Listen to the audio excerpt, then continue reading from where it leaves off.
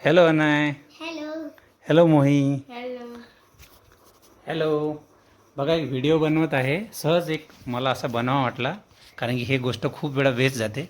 बघा पेन्सिल जेव्हा मोठी असते, जसं आता मी अनयला आता अभ्यास करत आहे आमचा. अनयला मी हे पेन्सिल देत असतो स्कूलमध्ये. मग हे लिहून झाल्यानंतर जेव्हा छोटी होते तेव्हा हे असे काहीतरी त्याचे हाल होतात. बघा किती झाले, 3 4 5 पेन्सिल झाल्यात. नंतर आता ही आपण शार्प तर करतो, लिहायला तर देतो. बघा शार्प केली आहे मी. शार्प करून लिहायला दिल्यावर काय होते, लहान मुलांना पूर्ण पकडताना. आणि हे पेन्सिल मला हातात पकडून दाखवा.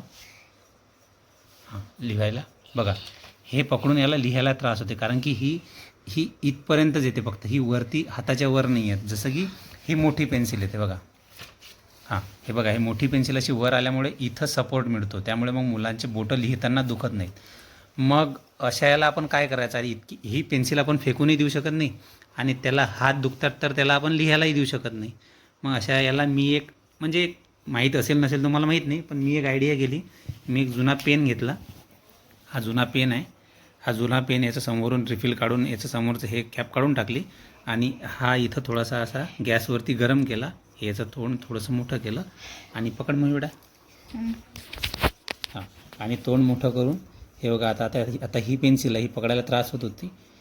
ही याच्यामध्ये अशी टाकायची, फिट्ट बसते, आणि हे असं लिहायला. आणि आता हे पकडून, हां आता हे बघा, त्याला किती सहज पकडता येतं. हां याच्यात आता दोन गोष्टी काय होतात. एक, तुमच्या पेन्सिल वाया जात नाही. तुम्ही एंड, जोपर्यंत लीड एंड होत नाही तोपर्यंत तुम्ही पेन्सिल यूज करू शकता. दोन, तुमच्या मुलांचा हात दुखत नाही.